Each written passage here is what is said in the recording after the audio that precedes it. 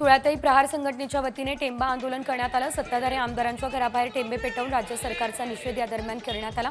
शेतकऱ्यांच्या कर्जमाफीवरून प्रहार संघटना चांगलीच आक्रमक झाली।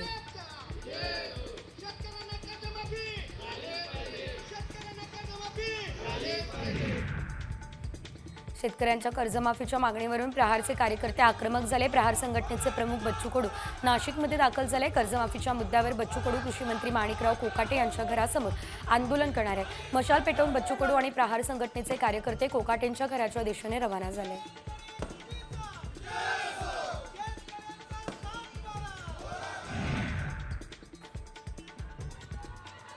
अमरावतीमध्ये आमदारांच्या घराबाहेरील प्रहारने आंदोलन केलेले। शेतकऱ्यांच्या कर्जमाफीच्या मागणीसाठी प्रहार संघटना आक्रमक झाली।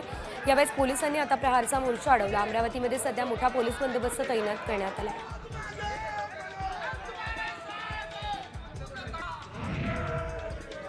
मंत्री संजय शिरसाट यांच्या घराबाहेर प्रहार संघटनेने आंदोलन केलेले। शेतकरी कर्जमाफी हमीभाव यासाठी प्रहार संघटना आक्रमक झाल्या। राज्यभरात आमदार आणि पालकमंत्र्यांच्या घरांवरती आंदोलन सुरू आहे। त्यामुळे शिरसाटांच्या घराबाहेर कडेकोट बंदोबस्त लावण्यात आलेला आहे।